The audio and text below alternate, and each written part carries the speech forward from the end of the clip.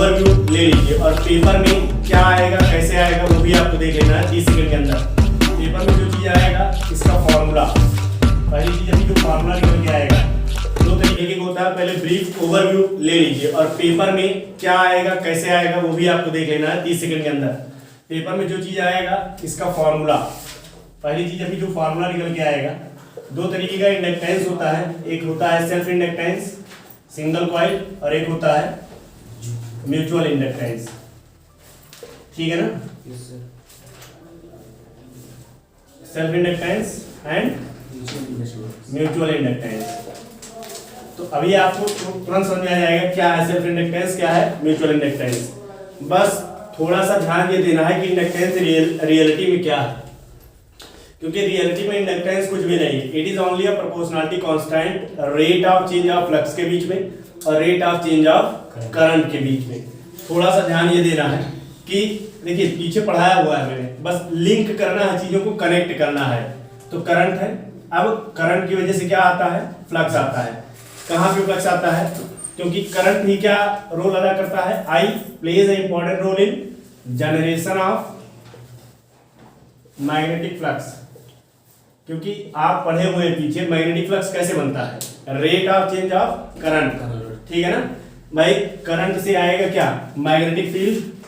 कोई moving body है, अभी आपको पीछे वाले चैप्टर में बताए थे कि कोई मूविंग बॉडी है तो जब मूव करती है और उसमें करंट फ्लो होता है यानी फ्लो ऑफ इलेक्ट्रॉन होता है, तो that body behaves like a magnet. और जब करंट फ्लो खत्म तो बॉडी का मैग्नेटिज्म भी खत्म।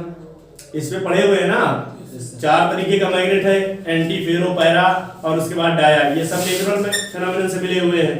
और यहाँ पे क्या है, यहाँ पे याद करिए इलेक्ट्रोमैग्नेट वाला एग्जांपल, याद करिए आप एग्जांपल ऑफ इलेक्ट्रोमैग्नेट, नाम क्या था उसका, वहीं से और कनेक्ट हो जाएगा ये चीज।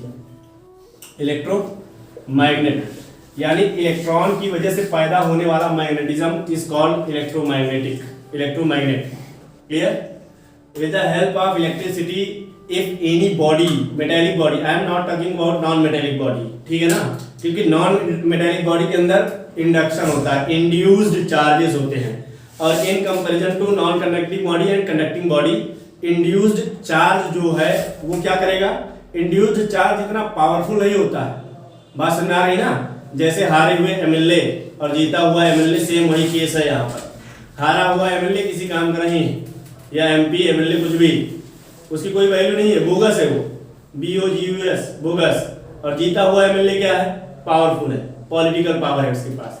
वैसे यहाँ भी करंट जिसके साथ है वो क्या है, पावर में है। पावर का मतलब what it can do, generate.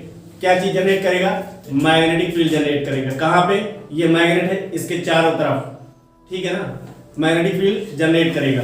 Magnetic field generate करेगा तो करंट को वेरी करना पड़ेगा, वेरी कराएंगे हम करंट को, क्योंकि करंट मींस वेरिएशन। नेक्स्ट वाले चैप्टर में जब आप पढ़ेंगे एसी तो उसके अंदर क्या पाएंगे कि AC is the alternating current which reverses its positive and negative half cycle after every second।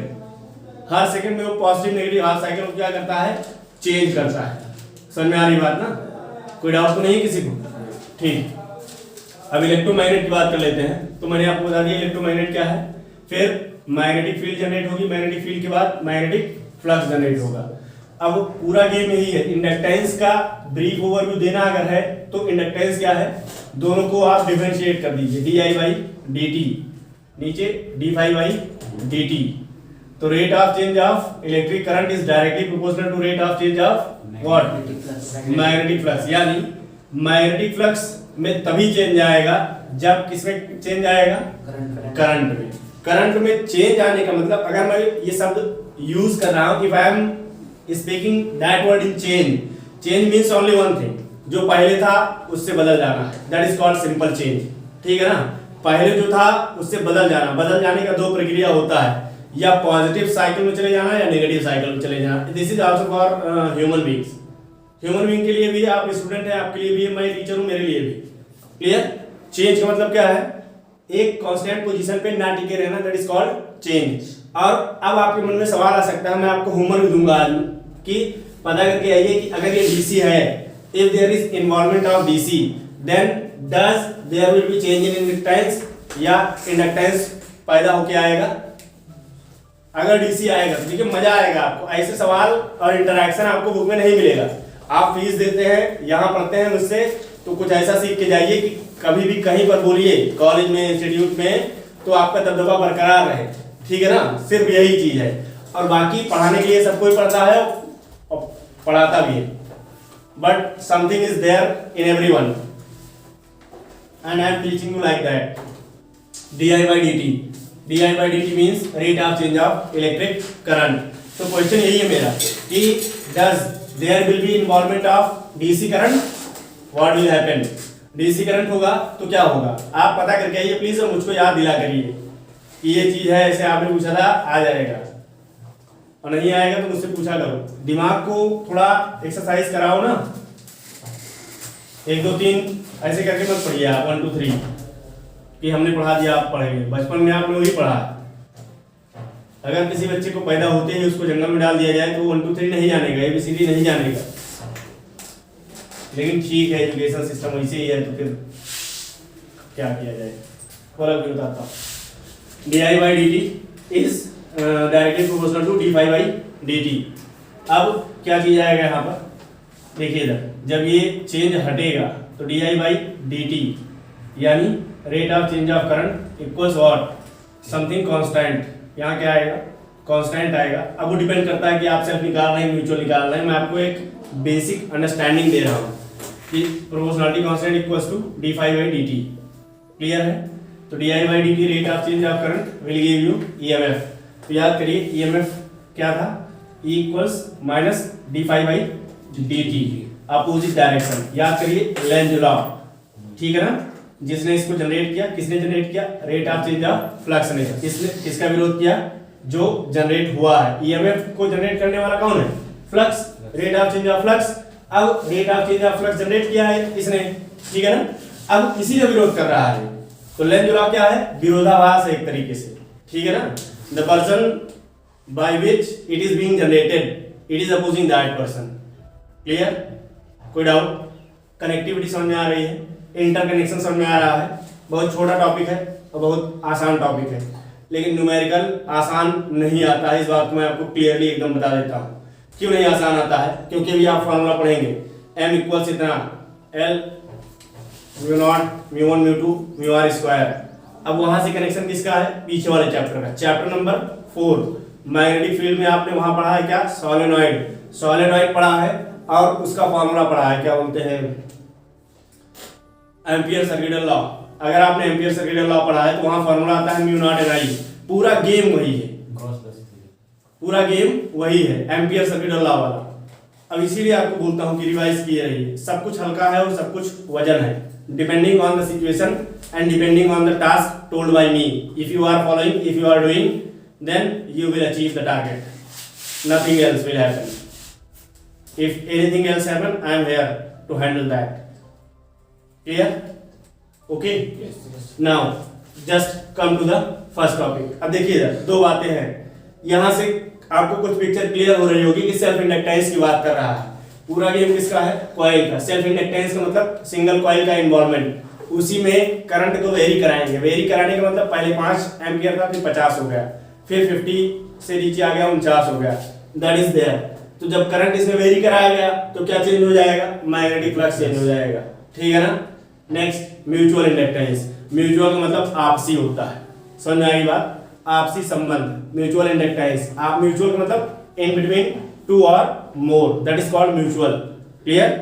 अब यहाँ पे दो सवाल है, आपकी बुक में 2 लेके किया गया है, मतलब 2 कॉइल्स लेके समझाया गया है, बताया गया है। लेकिन अब मेरा सवाल है कि 2 कॉइल है, क्या 200 कॉइल होंगी तो नहीं होगा ये म्यूचुअल इंडक्टेंस, ठीक है ना।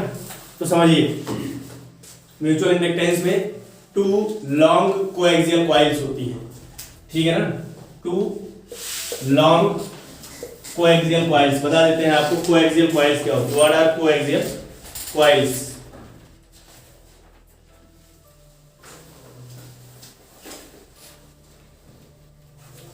Inductance definition is clear. Once more I am going to repeat. Please focus. What is the definition of inductance? The definition is it is not any quantity. It is not any quantity, but it is a pure constant which is proportionality constant. and it comes nearer to the change in current in accordance with the change in magnetic flux. Okay, this is the simple definition of inductance. Inductance दो तरीके का है, self और mutual. अब बात कर लेते हैं म्यूचुअल के अंदर क्या आएगा। आपको मैं होमवर्क भी दूंगा आज कि differentiate between self inductance and mutual inductance. मेरे पढ़ाने के बाद मुझे पूरा भरोसा है कि आप इजीली उस चीज को डिफरेंशिएट करके लाएंगे। देखिए जो भी क्लास में होगा और जो भी आप घर पे करेंगे होमवर्क, आप उसको करते रहिए रिलीजियसली, जैसे आपका धर्म वही है, रिलीजियसली उस काम को करते रहिए बस। और आपको ना कुछ एक्स्ट्रा पढ़ना है ना कुछ। If I am here I will teach you, I will guide you, I will give you the direction in which you have to move, and relentlessly you will not bother about that. Every subject I am guaranteeing here, except English grammar hardcore level. I don't know much about English grammar of hardcore level.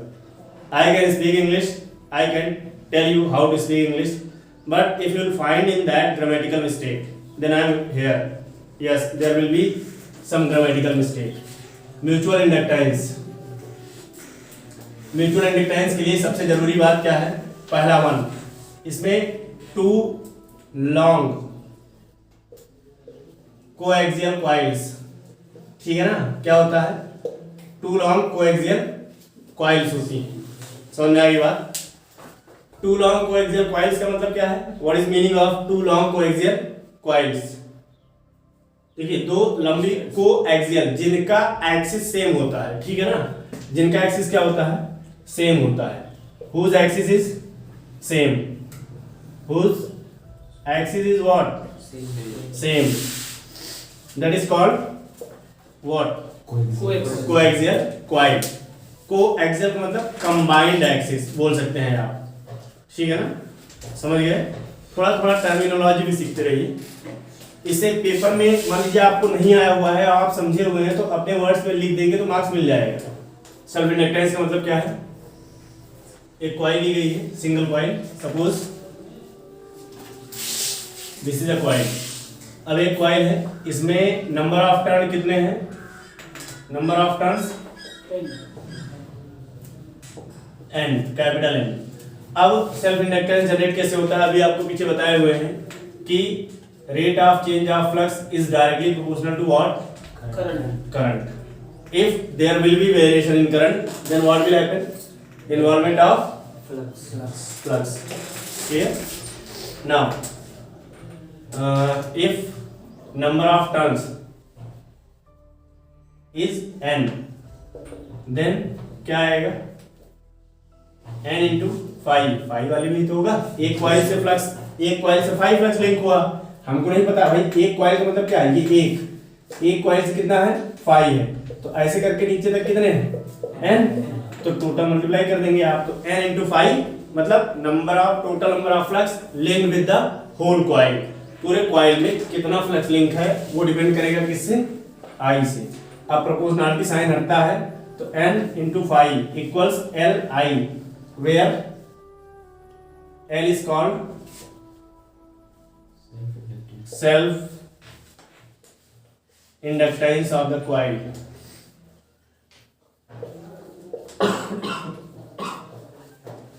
Okay,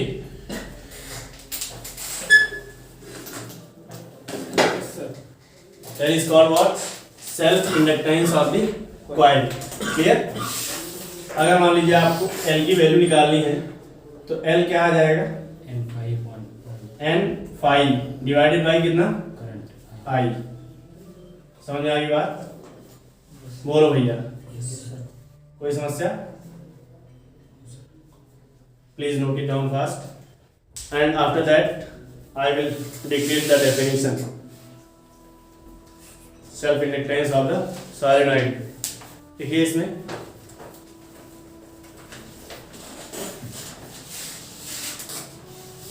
let us consider a solenoid of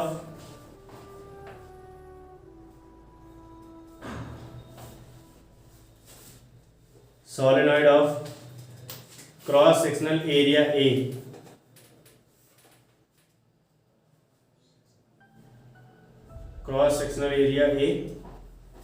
and length L, small l, and length L, small l, having n number of turns per unit length। इसका क्या मतलब है पहले समझ लेते हैं, please देखिए इधर। Having n number of turns per unit length, इसका मतलब क्या है देख लीजिए। जैसे ये एक सोलेनॉइड है, ठीक है, और सोलेनॉइड में ये टर्न है, तो n number of turns per unit length, इसका मतलब देखिए क्या है। मतलब ये कि एक चूड़ी है, एक पूरा, तो इसको बोलेंगे एक यूनिट, ये क्या कहलाएगा 1 यूनिट। इसी में n नंबर ऑफ टर्न्स है। समझ आ रही बात? Yes sir. नहीं आया तो फिर से देखिए। मेरे हाथ में चूल्हा है, ये चूल्हा 1 यूनिट का है, मानेंगे एस अकॉर्डिंग। अब इस चूल्हे में n नंबर ऑफ टर्न है, मतलब इसमें क्या करेंगे, लपेट देंगे n बार। तो इस तरीके से यहाँ 1 2 3 ऐसे करके यहाँ भी n है। समझ में आ रही बात? Yes sir. तो n number of turn solenoid में है और एक कॉइल के सोलेनॉइड में भी n नंबर ऑफ टर्न है। तो टोटल अगर टर्न की बात करेंगे तो टोटल नंबर ऑफ टर्न्स कितना हो जाएगा, n इंटू n। जैसे तुम्हारी जेब में 500 रुपए हैं और 500 रुपए के 50 नोट, तो टोटल कितना 500 गुणे 50। तो वैसे यहाँ भी है कि ये number of turn solenoid coil में कितना है, n है, n, और वापस से एक यूनिट में कितना है, एक यूनिट में n टर्न्स, तो n इंटू n कितना, n स्क्वायर। समझ गए ना? कोई डाउट किसी को? ये समझना बहुत जरूरी है, क्योंकि इसके बाद गेम शुरू हो जाएगा पूरा। अगर ये आप समझ गए तो खत्म कहानी, फिर फॉर्मूला आ जाएगा डायरेक्ट और उसका आंसर लिख लेना है और फिर कुछ रहेगा नहीं इसमें। इसी में कंफ्यूजन हो जाती है, ठीक है ना?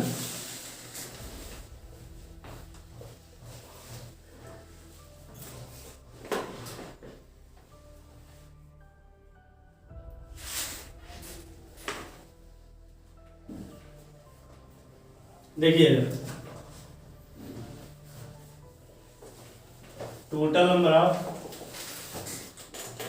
Flux linked n into 5, okay, ये आया है। और उसके बाद सोलेनॉइड के साथ फ्लक्स लिंक्ड विद सोलेनॉइड, मैं वो वापस नहीं लिखवा रहा, having area A and length L. समझ में आ रही बात ना?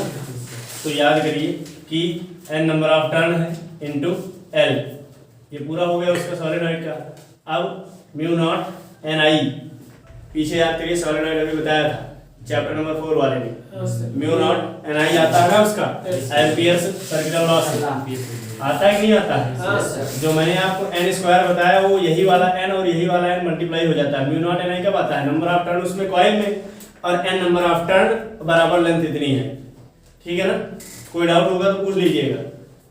म्यू नॉट एन आई अब इनटू ए, एरिया क्यों, क्योंकि एक कॉइल का एरिया ए है क्रॉस सेक्शन, तो अगले वाले कितना होगा, ए म्यू नॉट एन आई किसको लिया गया है, म्यू नॉट एन आई उस फार्मूले से, एम्पियर सर्कुलर लॉ से निकाला गया फ्लक्स है। हम फ्लक्स एक बार यहाँ से निकालेंगे जो इस चैप्टर में पढ़ रहे हैं इंडक्टेंस वाले सिस्टम से, और एक बार जो फ्लक्स वहां पे निकाले थे पहले वहां से निकालेंगे। बात समझ में आ रही ना? अभी पहले बताया था ना मैंने आपको कि क्या total number of flux link n phi बराबर l इंटू आई। याद करिए फॉर्मूला स्टार्टिंग में बताया था अभी मैंने। Yes sir. बोलो भाई, कोई डाउट? हाँ नहीं, अब इसको थोड़ा मल्टीप्लाई कर लीजिए, या ना करना है तो मत कीजिए। ये नंबर हो गया 2, ठीक है ना, 1 और 2। नाउ इक्वेटिंग 1 and 2, जब आप इसको इक्वेट कराएंगे तो क्या मिल जाएगा, L I equals N square mu naught N से एन मल्टीप्लाई हो गया, mu naught L I, mu naught L I, बोलो भैया, एल आई, एल आई ए, कुछ कैंसिल होगा, यस आई आई कैंसिल हो जाएगा, L equals N square mu naught L A. समझ में आ रही बात?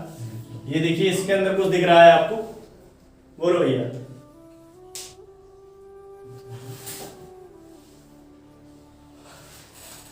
प्योर कांस्टेंट दिख रहा है, नहीं दिख रहा है? Yes, sir. Mu naught constant है, नंबर ऑफ टर्न कांस्टेंट है, एल कांस्टेंट है और ए कांस्टेंट। बात समझ में आ गई? एल बराबर N square mu naught L small L, मतलब लंबाई उसकी, और एरिया ए। और यहाँ देखिए सेल्फ इंडक्टेंस कितना आता है? ये भी सेल्फ इंडक्टेंस तो भी कांस्टेंट है ना। पहले आपको जो बोले हैं ना हम ये चीज बताए तो है ही, कोई डाउट थोड़ी है, अगर है तो पूछ लीजिए, यही निकल के आता है। समझ में आ गई बात ना? बोलो भैया, कोई डाउट? ये फॉर्मूला प्लीज आप याद रखिए for the numerical purpose, for numerical purpose this is most important formula. क्योंकि आपको जब क्वेश्चन देगा ना तब तक आप पूरा सिलेबस पढ़ चुके होंगे, और पूरा सिलेबस पढ़ चुके होंगे तो दिमाग में ओवरलैपिंग होने लगती है। किस चीज की ओवरलैपिंग होगी? ये वाला आप पढ़ रहे हैं अगले वाले चैप्टर में, और म्यू नॉट एन आई पहले पढ़ रहे हैं, तो सोलेनॉइड का पूछेगा आपसे तो आप वो वाला लगा सकते हैं, संभावनाएं हैं, लेकिन कैसे कैटेगराइज करेंगे कि ये कौन से चैप्टर में पूछ रहा है?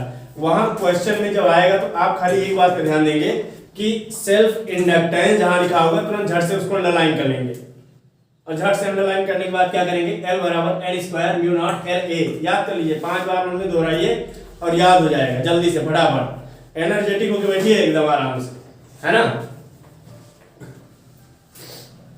दबे कुचले मत रहो, मन से ना रहो ना शरीर से, अगर दबाना है आगे चल के तो, क्योंकि यहां दोनों खेल चलता है, या तो दबाओगे या दब जाओगे।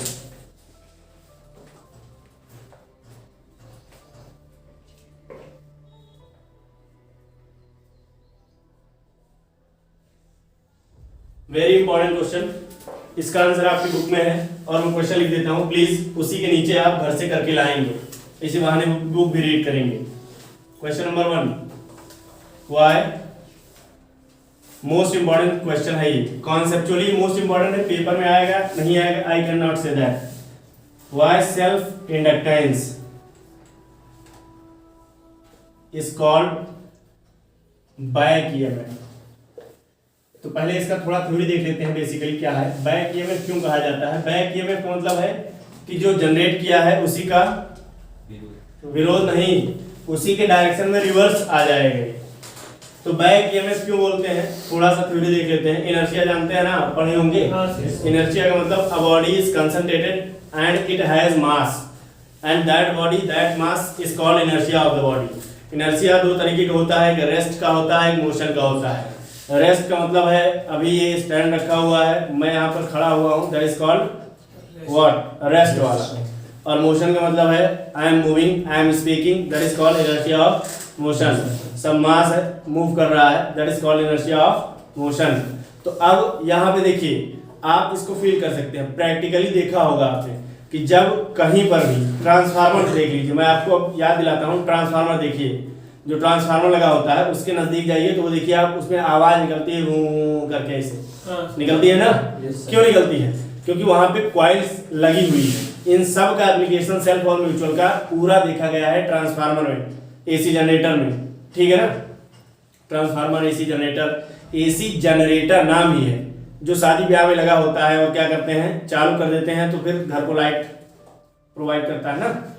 बात समझ आ रही है? तो जनरेटर में क्या है, कॉइल्स लगी हुई हैं, उन कॉइल्स का फ्लक्चुएशन हो रहा है, ईएमएफ जनरेट हो रहा है। अब आप सोचिए कि जनरेटर हिलता क्यों? उसका तो इतना मास, इतना बड़ा उसमें एक्सल लगा होता है, इतना वजन एक्सल लगा होता है, हिलना तो नहीं चाहिए। लेकिन जब लगा, प्लीज ऑब्जर्व करा करिए इन सब चीजों को, थोड़ा अच्छा लगेगा आपको, जानिए ना। मैं तो आपको इंडिकेशन दे रहा हूँ जो मुझको पता है। अब पढ़ने के बाद ऑब्जर्व करो तो ठीक है, ना पढ़ने के बाद भी ऑब्जर्व करो तो भी ठीक, आता है तुम्हें तो भी ठीक है, नहीं आता तो भी ठीक है, तुम्हें पास क्या है वो तुम ही जानते हो ना। बात समझ में आ रही है?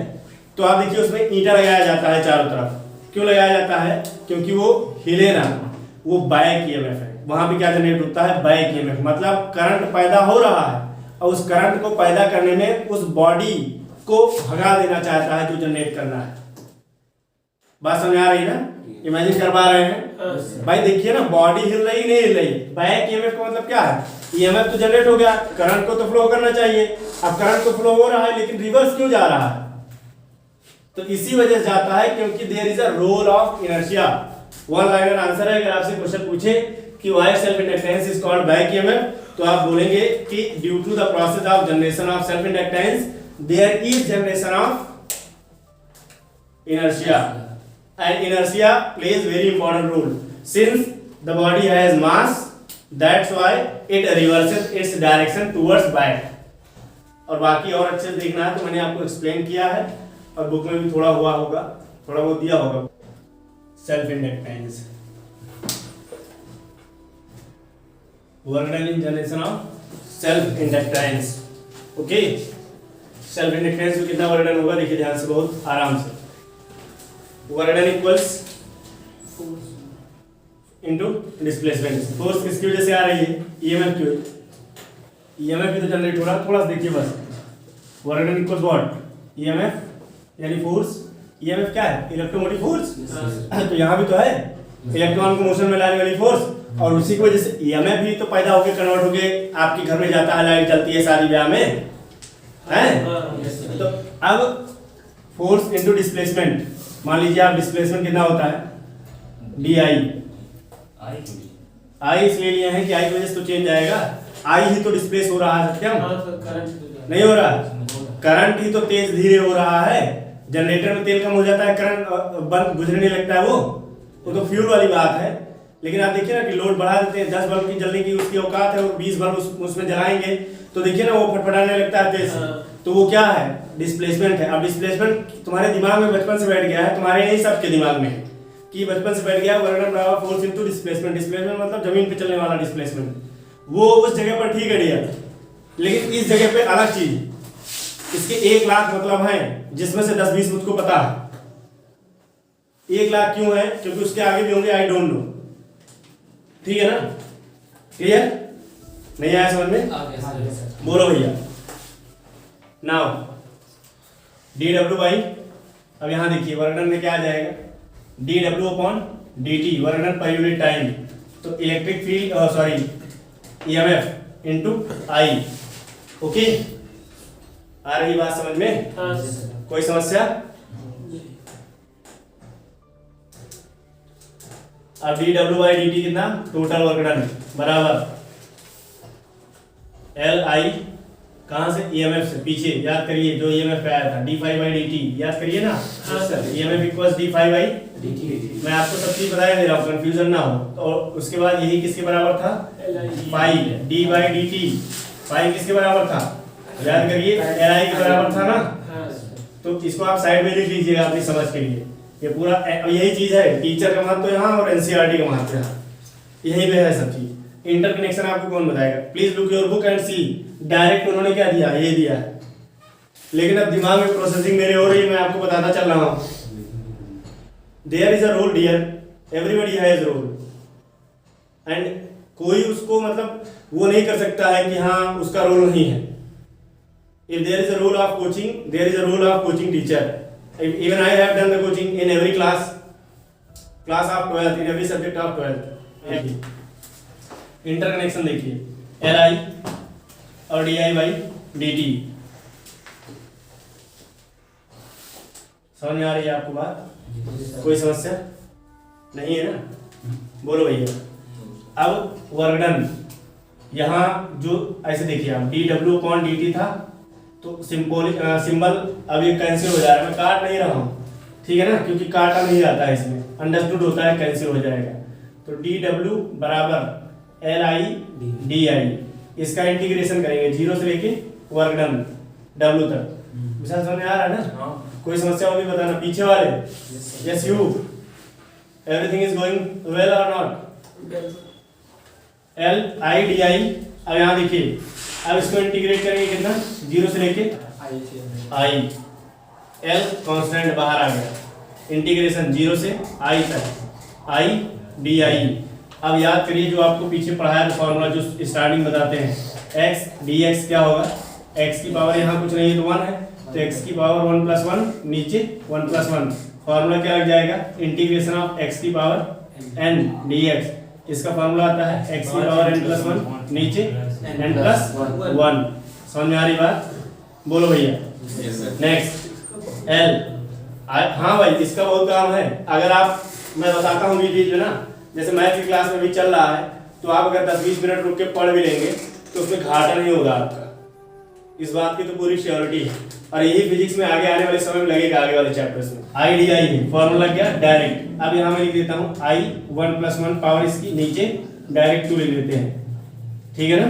Yes, sir. बोलो भैया। और यहाँ 0 से लेके आई तक, तो L I⁴ नीचे 2। अब इसकी वैल्यू पुट कराएंगे तो एक जगह आई रख दिए डायरेक्ट, और 0 की जगह 0 रखेंगे तो सब 0 हो जाएगा। और यहाँ 0 से लेके इतना है तो W - 0, यहाँ से क्या आ गया, W वर्गडन। तो वर्गडन बराबर, आधे को थोड़ा अरेंज कर लेते हैं, ½ LI²। अब यहाँ गेम देखिए, कंपैरिजन, इंटरलिंकिंग देखिए, इतना समझ में आया? बोलो भैया। Yes, sir. अब इंटरलिंकिंग देखिए, किस चैप्टर से, chapter number 2, electric potential and capacitance. Linking, अब मैं लिख नहीं रहा हूँ, कनेक्टिविटी, लिंकिंग, ये सब कुछ लिखने की जरूरत नहीं, बोल ही रहे हैं तो क्या लिखेंगे।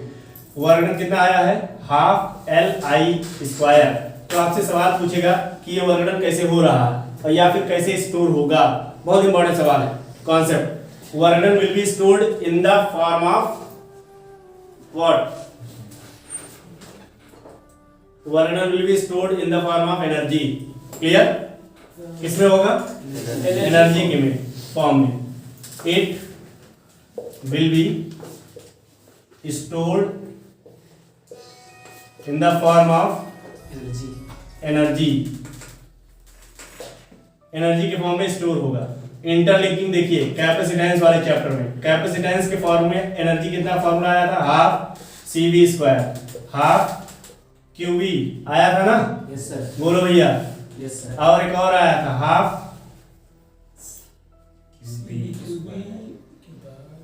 मुझे भी नहीं याद आ रहा है, जो भी रहा हो, अब समझ लो, इतना ½ CV² है, ½ LI² है।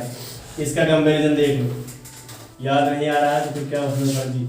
यहाँ आई है, यहाँ भी है, देखिए ना आप, यहाँ कौन है, करंट। करंट की वजह से क्या वर्णन हुआ, यहाँ वर्णन एनर्जी के स्टोर के फॉर्म में।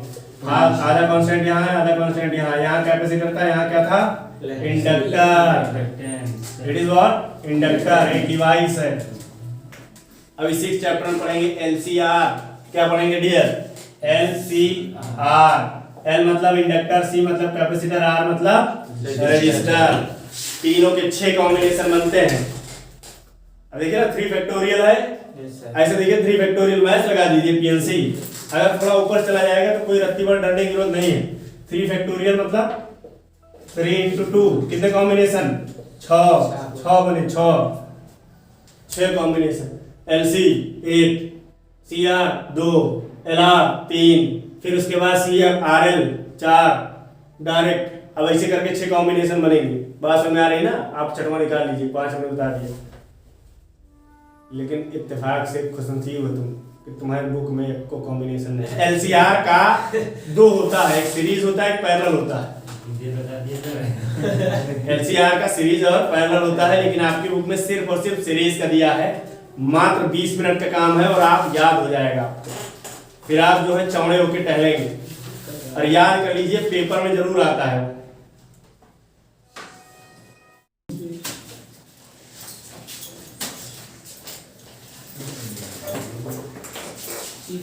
मोस्ट इंपॉर्टेंट है भैया,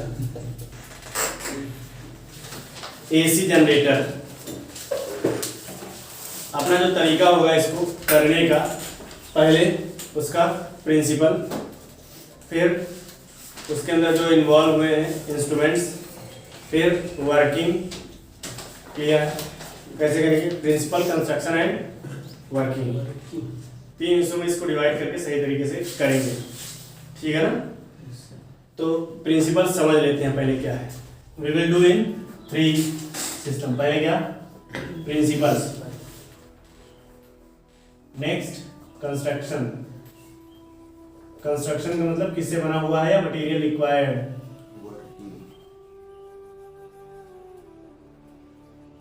नेक्स्ट एप्लीकेशन, बाद में वर्किंग। Next application. तो पहला पार्ट इसका देखते हैं, क्या देखेंगे, प्रिंसिपल, स्कूल वाला नहीं है ये, उसमें PAL ये सिद्धांत सिद्धांत है ये, PAL स्कूल वाला ही है। स्कूल वाला सिद्धांत है। काका वाला प्रिंसिपल, तो प्रिंसिपल इसका क्या है? It is based on the phenomenon of electromagnetic induction. It is based on the phenomenon of, please right it down, it is based on the phenomenon of electromagnetic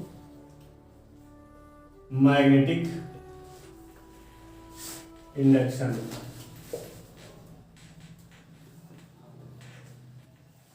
phenomenon of electromagnetic induction. और मैंने आपको starting में बताया electromagnetic induction क्या है। If you will feel any doubt, next construction slash material required. देखिए ये professional तरीका है, मतलब मार्क्स ना कटने की इसमें पूरी गुंजाइश है, मार्क्स ना करने की पूरी गुंजाइश है। और पेपर में जब लिखेंगे आप ये चीज आया रहेगा तो उसको लगेगा कि हाँ आप पढ़े हुए सही से, बाकी कहानी लिखने में उसको मजा नहीं आती। और मोस्ट इंपॉर्टेंट है, प्रिंसिपल लिखने के बाद प्लीज ड्रॉ द डायग्राम है। अब बना देते हैं, हम भी बना देते हैं, थोड़ा देखना पड़ेगा डायग्राम को।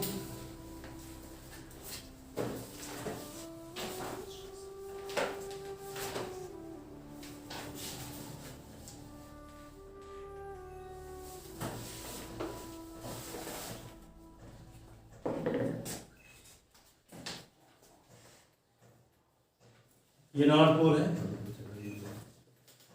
ये साउथ पोल है।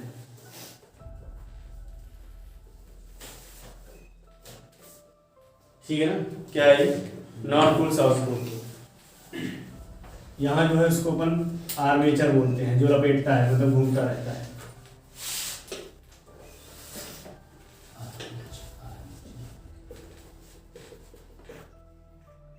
एक्सल कहलाता है जहाँ मूव करता है।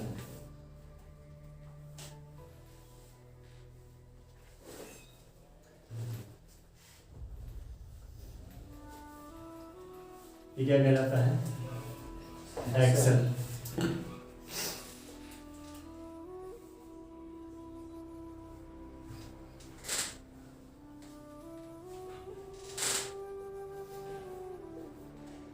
ये क्या कहलाता है? यहाँ पे स्ट्रिप लगी होती है। सीटी है ना, हैं? जैसे सीटी बजाने में इंजन में जो होता है सर, हाँ, उसमें ये मैग्नेट नहीं होता। उसमें मैग्नेट बनता नहीं है। मैग्नेट नहीं होता उसमें। नहीं, वो दूसरे प्रोसेस पे, मतलब दूसरे फेनोमेनन पे काम करता है। इसको अपन बोलते हैं स्लिप रिंग्स। जब कभी आप जाइए जहाँ चक्की होती है तेल निकालने वाली और आटा पीसने वाली, तो वहाँ देखिए गोल गोल लगा रहता है, लंबे लंबे लोहा लगा रहता है। धुरा हाँ, उसी को बोलते हैं स्लिप रिंग्स। ये यहाँ ऐसे मूव करेगा, वायरिंग हाँ वायरिंग टाइप का मूव करता रहता है। और इसको बोलते हैं कार्बन ब्रशेस। क्या कहलाता है ये? Carbon brushes. ये इसलिए कार्बन का है क्योंकि यहाँ कनेक्शन लगता है ना। तो अगर मतलब सर ब्रश का मतलब होता है वो जो कार्बन मतलब जनरेट होगा वो वहाँ मतलब नॉन कंडक्टिंग है। तो मान लीजिए आप उसको बदलना चाहें, चेंज करना चाहें तो यही चेंज करेंगे। अगर वो कंडक्टिंग रहेगा तो कैसे बदल पाओगे बिना बंद किए हुए? आटा वाली चक्की में रहता है। हाँ, यहाँ पे आपका है अल्टरनेटिंग ईएमएफ। क्या है यहाँ?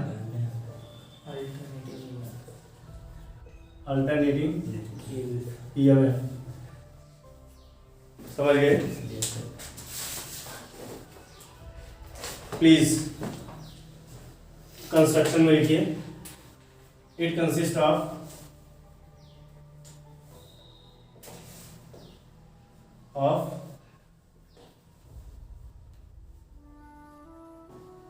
two magnetic poles.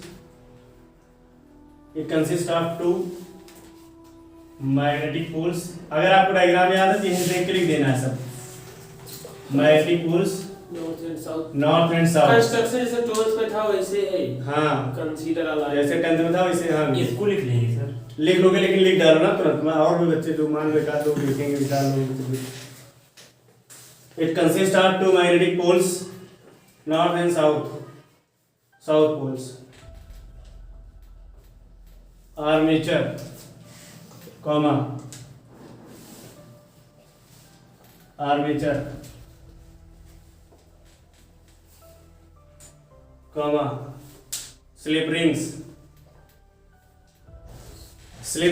Rings comma carbon brushes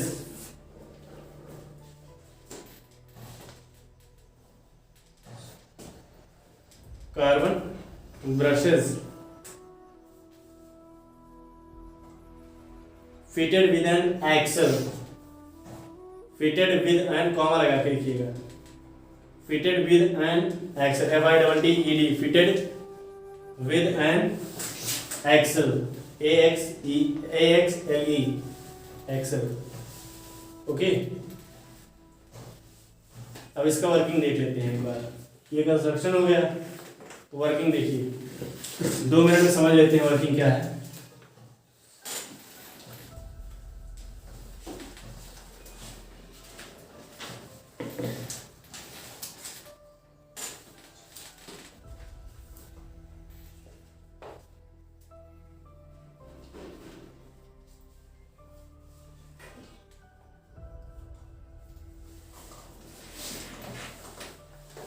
working के अंदर पहले आप देखिए फ्लक्स कैसे लिंक होता है। ये मेरा हाथ क्या है, आर्मेचर है, ठीक है ना।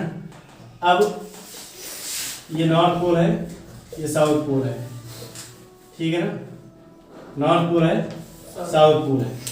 अब यहाँ से मैग्नेटिक फील्ड लाइन जा रही है नॉर्थ से साउथ की तरफ, जा रही नहीं जा रही है, बोलो भैया।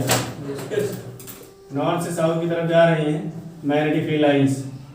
समझ में आ गई बात? Yes sir. साउथ से नॉर्थ नहीं आती ना सर? नहीं यार, कैसे आएंगी? अंदर से आती है ना सर, हैं? मैग्नेट के अंदर से आती है नॉर्थ साउथ से नॉर्थ। हाँ वो उसकी बात है, अब यहाँ पे बाहर है ना, जो तुम सोच रहे हो ठीक सोच रहे हो, वैसे ही होता है।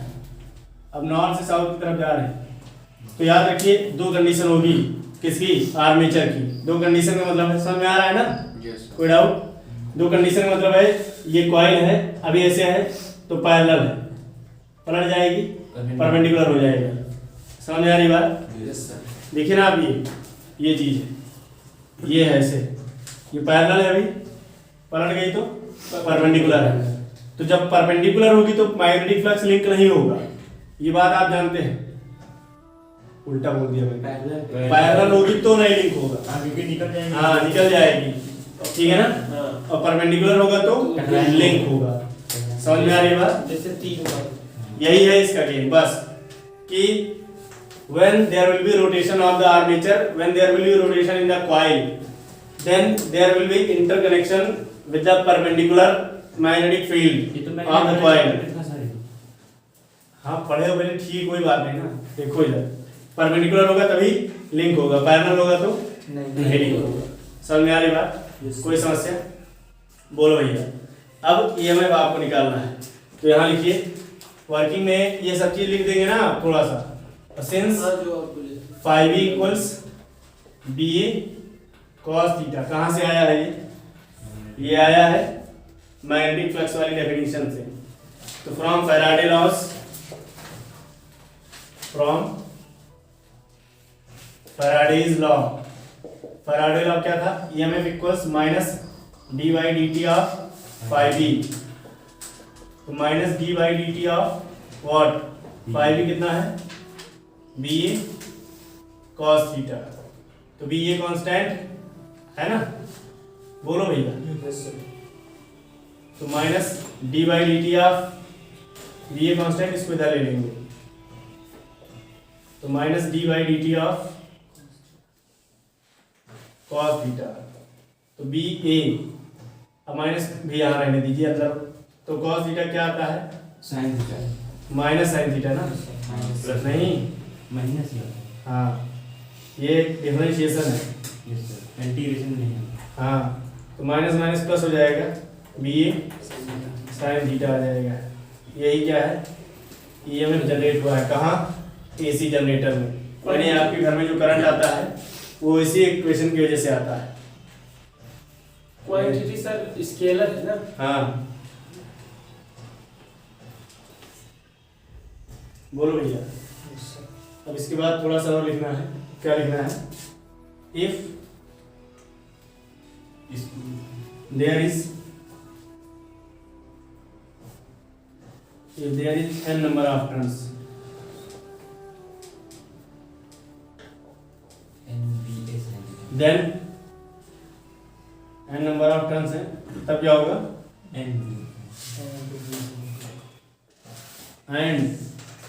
एक और चीज, and थीटा इक्वल्स, बोलो, ओमेगा टी। 90 नहीं है, ये ऐसे है उन बच्चों के लिए है जो वीडियो देखेंगे, आप लोग को बहुत बार बताए हैं, ये उनके लिए है। ये एक गोला है जहाँ आपको जाना है आगे चल के, दूसरा ग्राफ ढूंढना है। साइंटिस्ट बनोगे ढूंढोगे ना, फिर जो खो गया मैं उसको ढूंढूंगा। तो यहाँ देखिए थीटा क्या है? डिस्टेंस। ओमेगा क्या है? Angular speed. Omega angular speed मतलब वेलोसिटी, मतलब एंगुलर स्पीड ही लेते हैं या वेलोसिटी, एंगुलर स्पीड और वेलोसिटी। टी क्या है?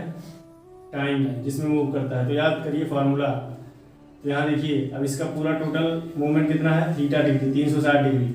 तो speed equals distance upon time होता है। तो डिस्टेंस इक्वल्स कितना? Speed into time. तो डिस्टेंस यहाँ किससे चेंज हो गया? थीटा से। स्पीड कितना है? ओमेगा। टाइम कितना है? टी। तो बस वैल्यू पुट कर देंगे, एंड थीटा बराबर ओमेगा टी। देयरफॉर ईएमएफ कितना आ जाएगा आपका? एन बी ए साइन ओमेगा टी। समझ में आ रही बात? बोलो भैया।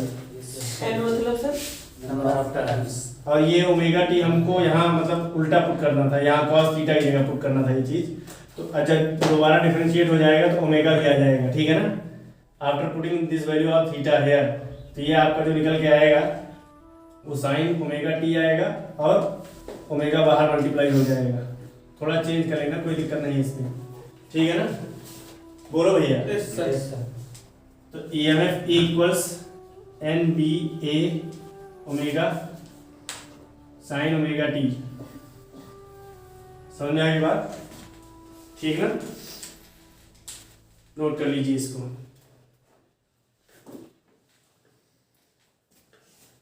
हो गया नोट?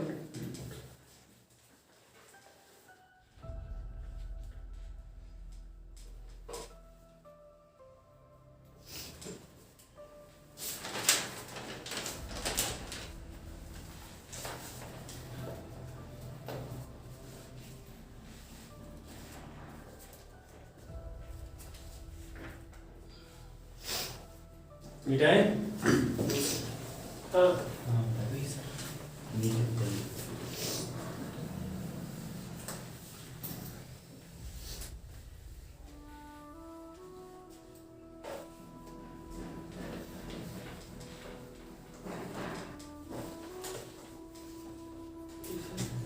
क्वेश्चन कुछ आता है, name the points where the EMF will be at its extreme position or maximum EMF। Maximum EMF कब होगा और एक्सट्रीम पोजीशन पे कब होगा, ये आपको देखना है। क्वेश्चन यही है।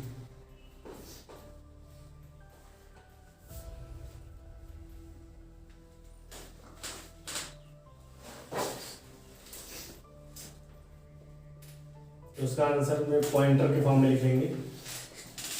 at points that is theta equals 90 degree and 270 degree. Theta equals 90 degree and 270 degree. The change of flux is greatest at this point. The change of flux is, आपके मेन से भी पूछ सकता है, नीट भी पूछ सकता है, greatest at these तू तब हिला तो points. Okay. At points that is theta बराबर 90 degree and 270 degree, the change of flux is greatest at these points. Okay. ठीक है ना? कोई समस्या? एक इम्पॉर्टेंट पॉइंट और है, इसको आप ऐसे ही लिख लीजिए as it is. The polarity of the EMF of cycle will change alternatively continuously. Will change continuously. नाम ये ना एसी जनरेटर. ये सारे देख लीजिए, आपको मैं हर डायमेंशन में बता दे रहा हूं. मतलब अब इसके बाद कुछ नहीं बचता है, सारे जितने भी डायमेंशन इसके अंदर जनरेट हो पाएंगे एसी जनरेटर में. प्रिंसिपल पूछ लिया एक नंबर में, ऐसे क्वेश्चन बनता है और कहीं से आता नहीं है अलग से. आपको भरोसा नहीं होगा तो प्रीवियस ईयर सामने रखा हुआ है, आज मैं भेजूंगा आपको क्वेश्चन. ठीक है ना? और करके आना है दबा के एकदम. बात समझ आ रही है ना? The polarity of the EMF of cycle will change continuously. Means ऐसे. ठीक बोलो भैया. Application देर हो रही क्या? You are looking your watch, so I think there is there. No sir. देखिए आप इत्मीनान से बैठ के पढ़ा रखिए, चाहे मैं 20 मिनट पढ़ाऊँ चाहे मैं 2 घंटे पढ़ाऊँ, है ना?